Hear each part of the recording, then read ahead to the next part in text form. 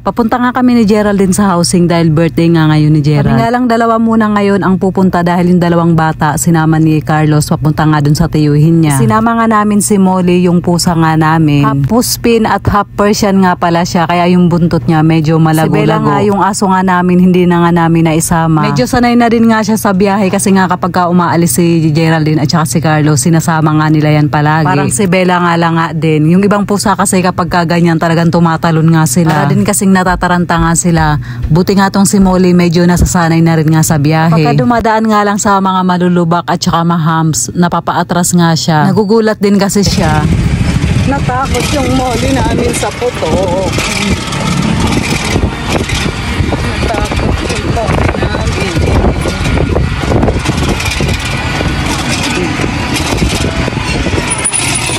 Pagdating nga namin dito sa bahay, naabutan nga namin si Gerald na nagluluto nga ng ulam. Paksiw nga daw to. Nakakatuwa nga si Molly nga nung nilapag nga namin. Andito nga yung iba niyang kapatid. Pati nga yung nanay, yung mga kapatid nga niya pinag-aaway nga din niya. Hindi na rin kasi niya yan kilala kasi nga isang buwan pa lang nga siya nung kinuha na nga siya ni Geraldine dito. So yun nga, ayaw na rin talagang maghanda nga ni Gerald. Pero si Geraldine binilhan pa rin nga siya ng cake. May spaghetti pa nga silang stock dito kaya niluto na nga lang nga din ni Geraldine yun. Binigyan ko na nga lang nga din siya ng pera. At yun naman din kasi talaga yung gusto niya.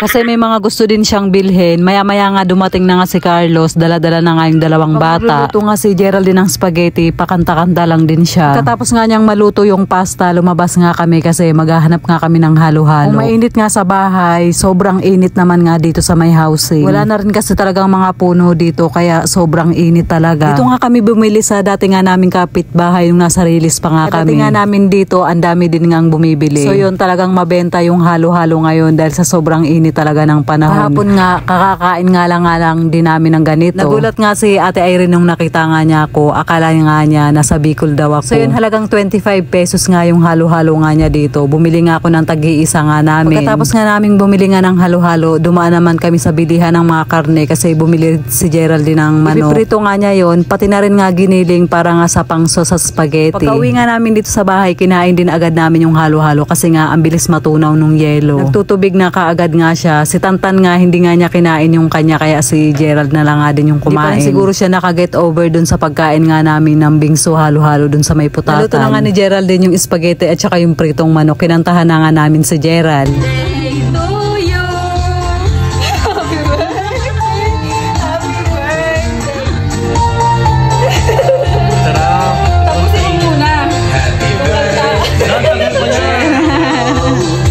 Happy birthday, Gerald.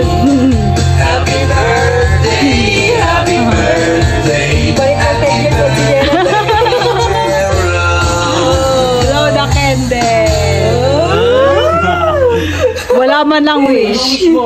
Ito wish mo. So ngayon nga kapag magbe-birthday nga kami, kahit isa man nga sa amin, ganto-ganto na nga lang nga namin sineselebrate. Kami lang din kasi hindi na rin naman required ngayon yung magpapakain ka ng maramihan or magarbo yung handaan. Sapat na nga sa amin na nagsiselebrate nga kami ng sama-sama kapag may ganitong okasyon. Although broken family kami, ayaw naman namin na iparamdam kay Geraldine at saka kay Gerald nga na kaming karapatan na magsama-sama. Yung dati kong ang asawa, masaya naman ako sa kung anong buhay niya ngayon. Ganun din naman siya sa akin. Yun nga, nirerespeto namin kung ano yung makakapagpasaya sa mga sarili nga namin. So yun nga, bandang alas 6:30 nga kami umuwi ni Geraldine. Pinalubog-lubog nga muna namin yung araw. Para nga hindi na masyadong mainit. Pagdating nga namin dito sa may Katarungan, medyo inabot na nga kami ng dilim. Nagpadaan nga ako kay Geraldine sa bilihan ng mga saging. Para nga makabili.